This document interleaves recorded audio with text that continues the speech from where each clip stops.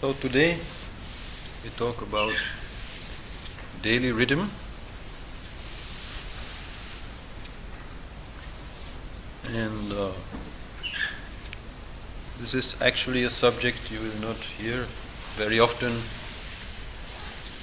from other sources, but it's really quite an important subject, and the main reason that especially Indian teachers are hardly talking about it is that for them this is very self-evident. They believe everybody knows about it already, so they are not talking about it. And the same happened also to Harish Johari, my teacher. When he came to the West in the 70s, he started teaching about yoga and meditation and jhana and all these beautiful concepts, and tried to help people meditate and do all these things. And he found out that what worked in India didn't seem to work here. So he was thinking maybe these Westerners really are a different species, But obviously not. I mean, we all have the same problem, we all have the same ego, we have the same mind, we have the same body made out of the same 5 elements, etc. So there's really no difference. But there is a very big difference in our lifestyle, in the food that we eat, in how we sleep, in when do we sleep. Many things, in how we move, in how we breathe. Many of the basic things that Indian children learn simply through the example of their parents, we have not learned. So then his first book here, called Dhanvantari, it's already quite an old copy, is about that. So it's really quite an interesting book, and there's a lot more in it than I can tell today. So, but I'll be trying to talk about the main things. But anyhow, talking about something like a daily rhythm, which is like the same every day. For us Westerners, it's a little bit like a curse. We don't really like this kind of idea. We think it's boring. And most of all, we love to be free. For many decades, we have fought against a society which was very much oppressing our personal freedom, telling us how to live, telling us how to laugh, telling us how to love, telling us all these things from a background, mostly Christian. And so we have freed ourselves of that. So if then somebody comes and says, well, maybe you need a little bit of daily rhythm, we feel some irritation. So I understand that, I have also felt that. But the truth is that one of the main reasons why you should have a daily rhythm is for your own personal freedom. And this may be a little strange what I'm saying, but I'm actually talking about a different kind of freedom. The freedom that we love here in the West is to do whatever we want to do, whenever we want to do it. That is this freedom. But truly, most of us are not free. Most of us are slaves. Most of us are slaves in a way that even goes quite beyond the slavery that was once upon a time imposed upon us by society. We are slaves of our own mind. So if you want to be free from your own mind, if you want to be in charge of your own mind, you need this kind of daily rhythm. Because there are really 2 things in yoga which need to be done. One is for mind, and the other is for ego. And that may be sometimes a little bit confusing. Like some teachers will say, oh, you have to get up in the morning before sunrise, and you cannot eat this, and you have to do that, at least 1 mala a day, etc., etc. So this seems very restrictive, very serious kind of. And then other teachers will say, oh, you have to be innocent like a child. You have to take everything as it comes. You have to live, like in a flow, go with the flow, be natural, and all that. So this seems like a little bit like an opposition. But truly it is not an opposition. Both are needed. Some time of the day needs to be spent in controlling mind and being very serious about that, so that the rest of the day you can be not very serious about yourself. You can be not very serious about your ego, not very serious about all these things to which you usually are attached. As long as you don't have your mind under control, this will not work. The smallest fear that will come to the ego, the smallest attachment, the smallest problem, mind will just blow it up out of proportion. And you have very little means to stop mind doing that if you don't have control over mind.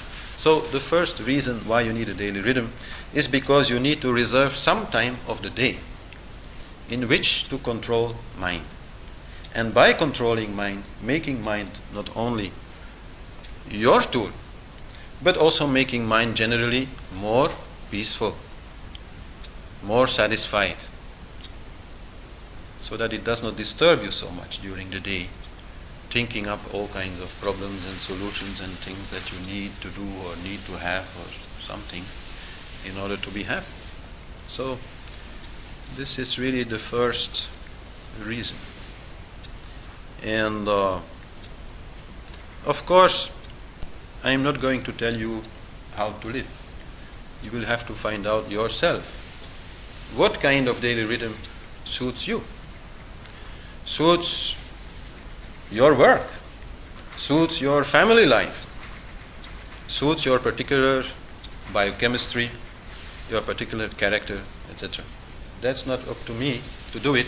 Only I can tell you which things are important to consider, which things are influencing you, and what is really the best time of the day to do this or that. Because in that the day itself also has its rhythm. So you have to try out these things and then slowly develop a pattern. And well, I had this class like about almost 30 years ago and I'm still trying. I'm still trying to establish a daily rhythm which is the most suited to the way I want to live. And I'm still, working on that. This is an ongoing process, and things change, so also your daily pattern is going to change.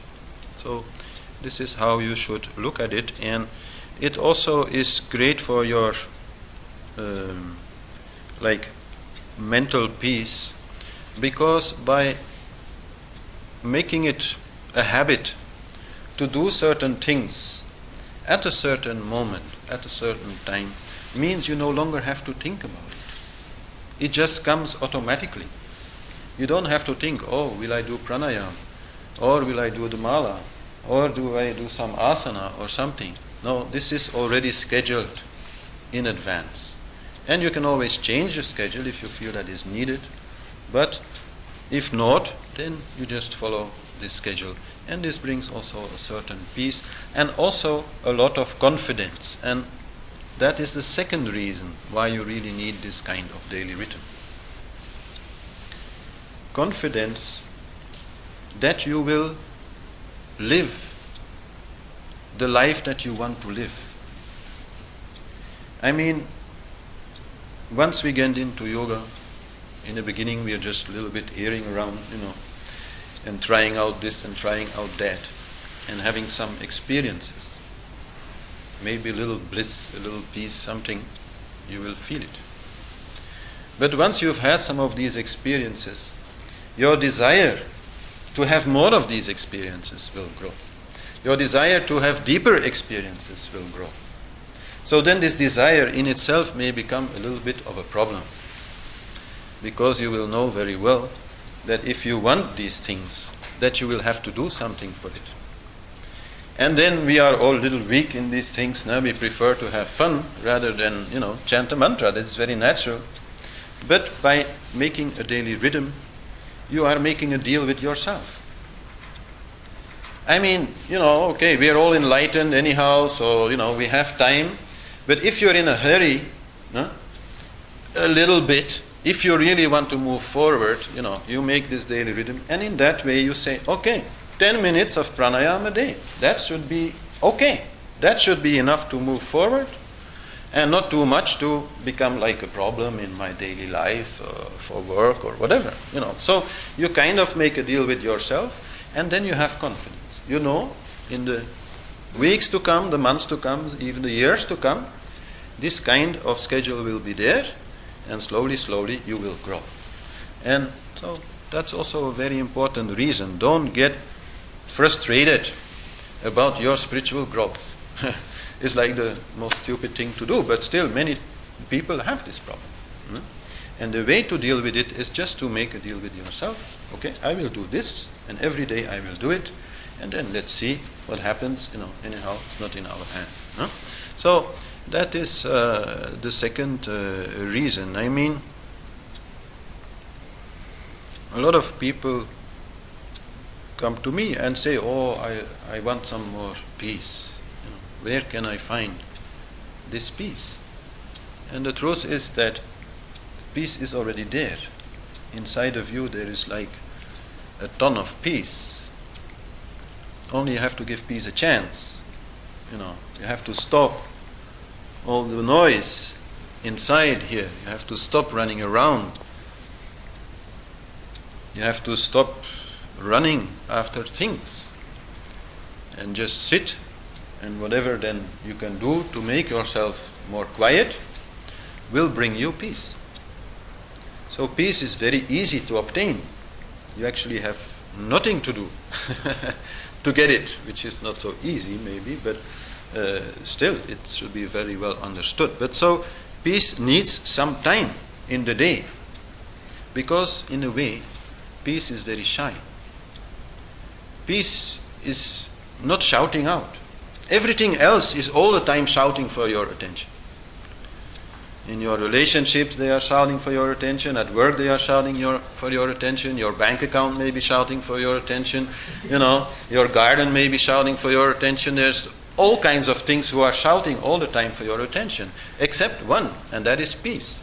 Peace is always silent, just waiting for you to stop all this nonsense and to let it be.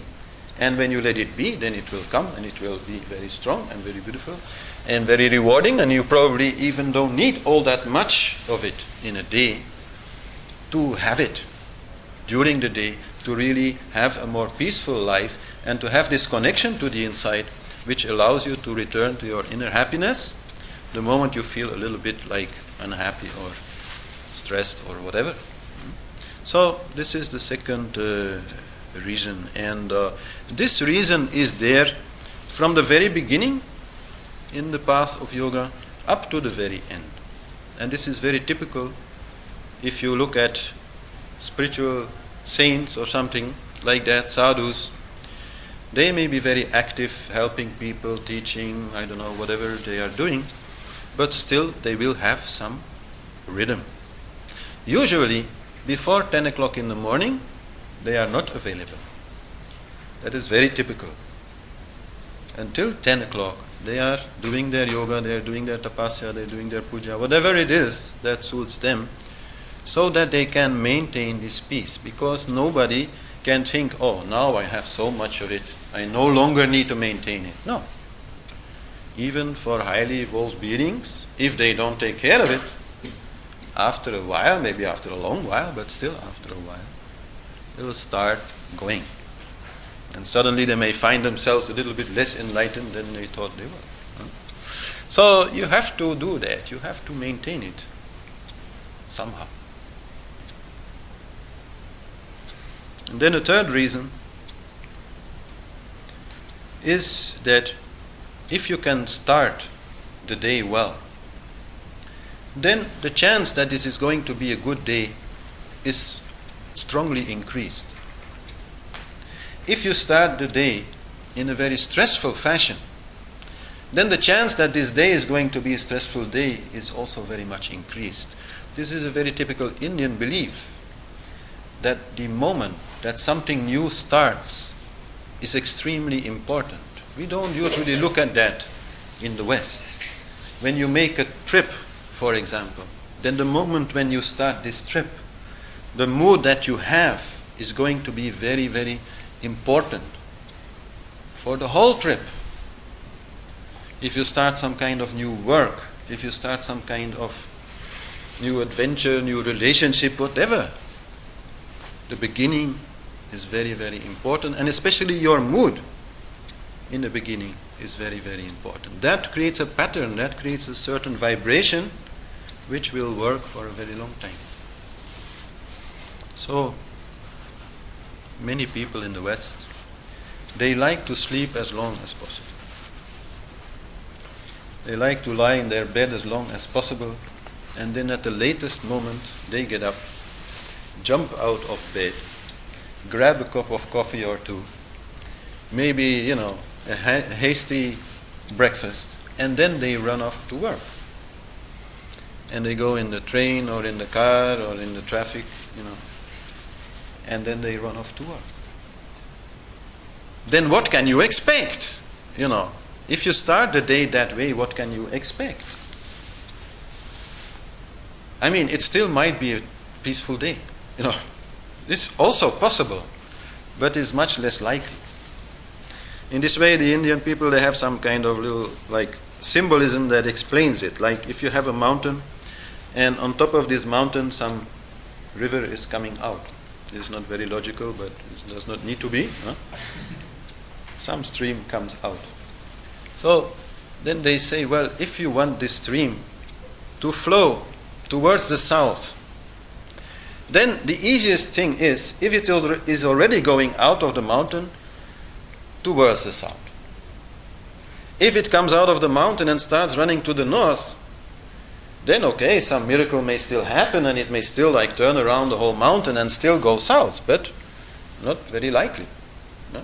So this is the same thing. So the most important thing to remember of this class is that you should get up in time so that you have 1 or 2 hours for yourself before you have to start working. This is the absolute most important thing of the whole class. And for many people, this is probably a new idea, but it's extremely important. Start the day with yourself. Both meaning with you, as with your inner self or spiritual being. And this, in this you are free. How to do it? In India, actually, it is very common that until 10 o'clock, around 10 o'clock, nobody works. And I always found that extremely entertaining to live with those families who usually get up before sunrise, let's say around 5:30, 6 or something, and then they have 3 or 4 hours before work starts. So then whatever they do, it's up to them. Some may do some meditation, some may just, sit and chat. They usually have very nice breakfasts and, spend a lot of time in preparing them. They can do maybe some art, make some music, all kinds of sattvic things, all things which are light, which are giving energy, which are giving a good mood. So when in that way they start the day, and in that way the chance that this is going to be a good day is strongly increased. So I'm not saying you can only start working at 10 o'clock, because here that will be a little bit difficult. But let's say if you have to depart for work at 8, I suggest you get up at 6 or maybe 6:37, depending, so that you have some time. Your system needs time to wake up. Don't shock it. If you shock it, it will be shocked for the rest of the day. Your mind needs time to wake up. Everything needs time to wake up. So give it that time. That is absolutely the most important thing that I have to say today. That is the only way, I would say, to have some real growth towards more inner peace. All else is actually less important. So,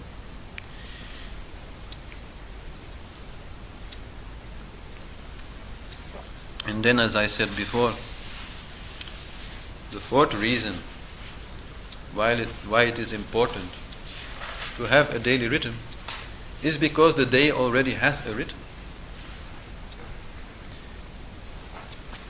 It is very obvious that the day has a rhythm. that the energy of the early morning is not the same energy as the energy of the evening or of the midday. So, if you are trying to do things at the wrong time, it's going to be more difficult. I'm not saying it's impossible. It's going to be more difficult. It might even harm you.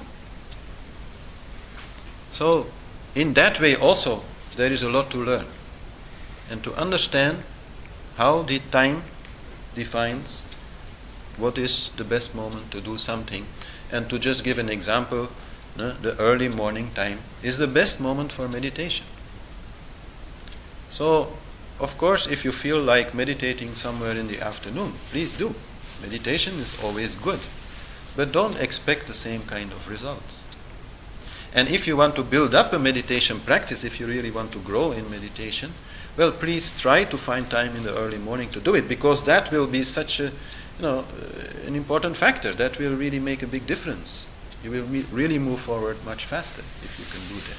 So this is just one example, but many like that are there. This is about tuning into the universe. This is about tuning into nature. This is about tuning into the sun and the moon and the planets. Yoga is, union.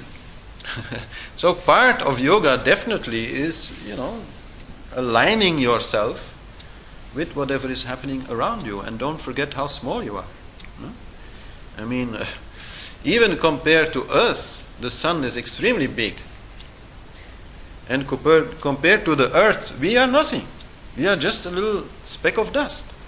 So our importance in relation to the importance of the sun is really very, very small. So if you want to go against the sun, go ahead, but don't expect it to be easy. Go along with the sun, yes, that is easy. Go along with the moon, yes, that is easy. So this is also about that. Many scientists, they still discuss whether this universe is a cosmos or whether it is just chaos. This is like an interesting discussion going on in science. But for me, always this has been like a stupid discussion, because it's very obvious that both chaos and cosmos exist. So sure, there is some chaos. There is free will. But there are also rules. There are some ways in which things work. So you can go against it or not. I mean, that's really your choice. That's the chaos element. But if you want to make it a little more easy for yourself to feel good, then better you go along with it. And one very good example of that is artificial light. One of the things Harish Johari liked to say is, the chair is the number one worst invention ever made, because it stopped people from being able to sit on their own spine, so it stopped people from being able to meditate. Number two, artificial light. Because artificial light completely changed our daily rhythm. Before we had artificial light, then when evening came, people maybe were still a little bit sitting around the fire, maybe having a few candles, but quite soon afterwards everybody would retire to bed because, well, anyhow it's dark, and nothing much more to do. So you go to sleep. And from the moment that the first light would come, even though the sun has not yet risen, already some light is there, everybody would wake up and start using this time when there is light and you can actually do things and prepare things for the day. So that way, naturally, also mankind was following the rhythm of the sun. This is the rhythm of the sun, day and night. We are the only animal, except for some nocturnal specialized animals, we are the only animal not getting up before sunrise. And that is only because we have artificial light. Artificial light allows us to change. And some people even think, oh, well, in the night, everything is quiet and peaceful and nobody is annoying me with all kinds of things, so I'll stay up in the night and I'll sleep during the day. Artificial light allows that. So now we have this freedom, we have to also understand it. And this is very important. For example, artificial light is creating so many sleeping problems. And this has already been very clearly demonstrated also in Western science. There is a study made in some old people's home in California or something, I don't remember. I don't also remember the exact figures, but it was something like when reducing the artificial light by 50%, the usage of sleeping pills was also reduced by about 50%. It's really that strong. So if you have sleeping problems, the first thing to do is, if you use artificial light, don't make it too strong. Keep it a little bit dimmed. That will already help you, and that is also easy to explain through melatonin, which is helping you to sleep, but as long as there's a lot of light, it's not coming.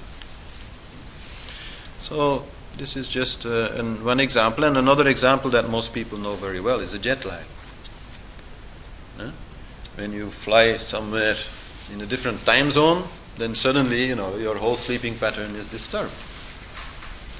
Because yes, you are in a different time zone. There, the sun is, having a different rhythm, and you need some time to readjust yourself to this rhythm.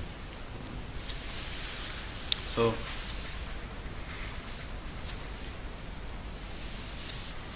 then what can we say about this natural rhythm of the day?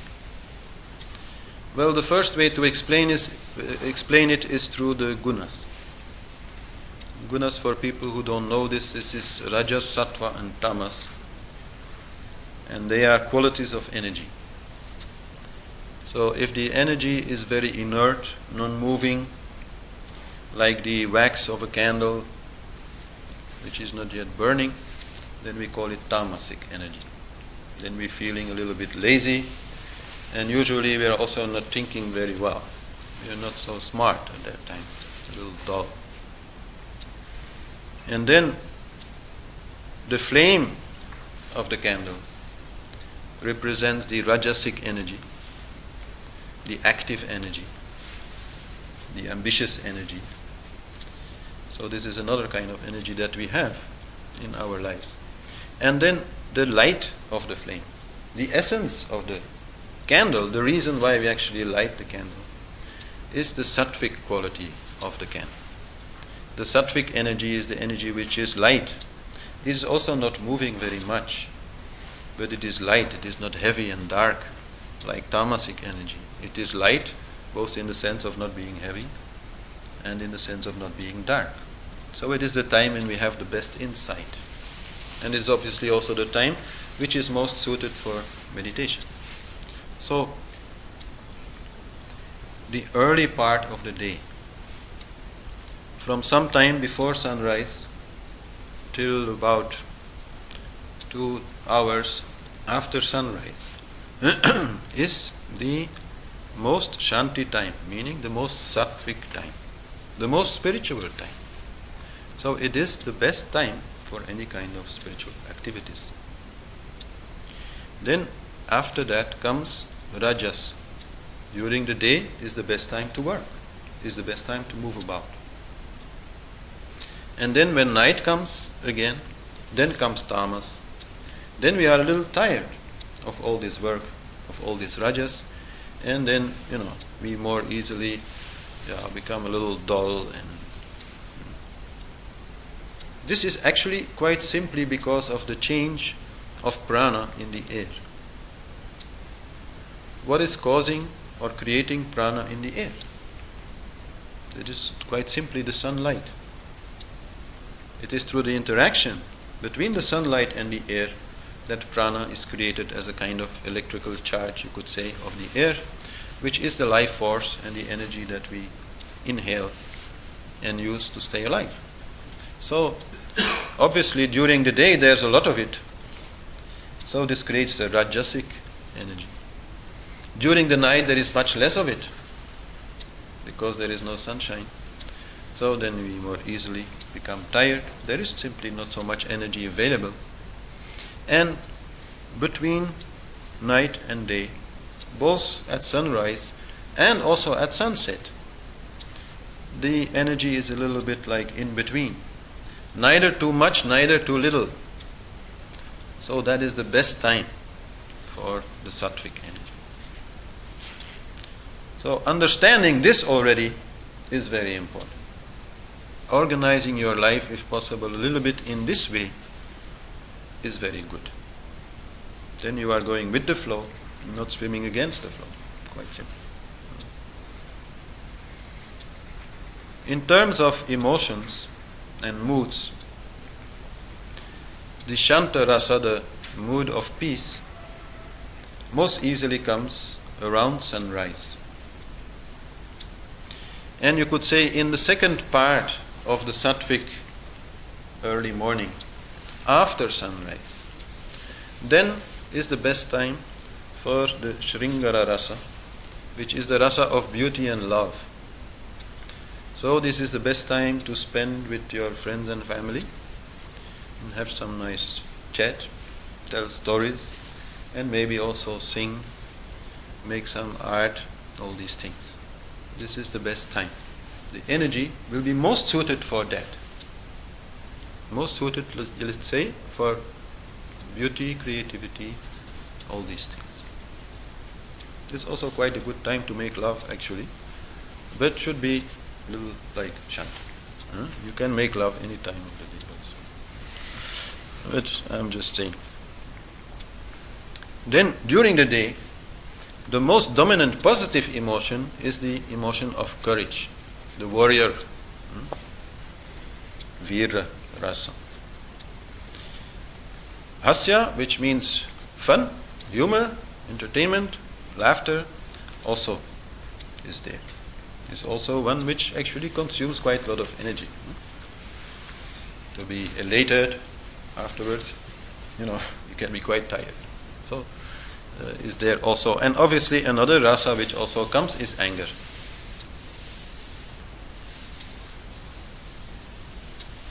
And then in the evening, actually the most unpleasant rasas have a tendency to develop because we have less energy, because we are a little bit dull, our understanding is not so good.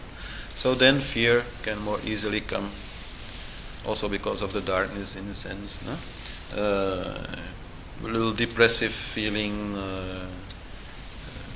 can come, worries, sadness. So this is what actually comes most naturally. And that is why in Indian society, but actually also in our society, people generally see this as the best time for entertainment. So in the old days, then the king would invite some musicians and some dancers and some other artists to make some nice show for everybody. So nobody is like worrying or thinking about their problems, but just being entertained until it's time to go to sleep. And we also do that. Usually people here, they watch TV.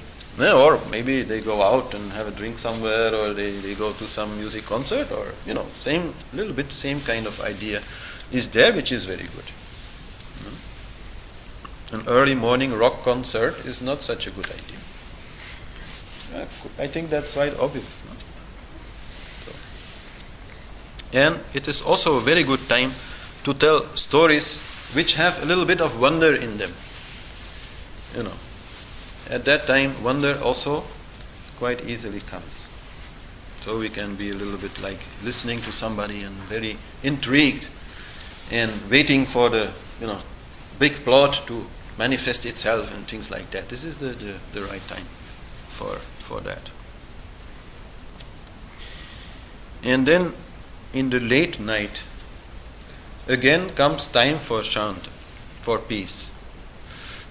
But this is more tamasic kind of peace. So sure, you can try to meditate there. But this meditation will not have the same effect as in the early morning. This will more likely make you drowsy. It may be even helpful to calm down completely so that you have easy sleep. But the shanta, the peace, which is usual in the middle of the night, is sleep. No? Only sadhus maybe, they will use this time to meditate, because of course then everything is quiet, nobody is disturbing them, and they may meditate up to 2-3 o'clock in the night maybe, something, and then take a short sleep and then again wake up before sunrise. Sadhus are a different story. What I'm talking about is mostly like what is the best daily rhythm for householder yogis. Sadhus is a different story, and among sadhus you will find so many differences also. They are free. They don't really have anything that they have to do, so they are very free to change all these patterns and to work with that. And anyhow, 24 hours a day they are doing spiritual work, so it's different. For us householders, this is a little bit more important to do things the right moment. Now then, I'm sure that if I'm talking about, getting up more early in the morning, making time for peace every day and so on, then a lot of you will be thinking, well, okay, it's very nice, but I don't have the time. Many of us don't have time for peace. I know, it's like that, society is like that.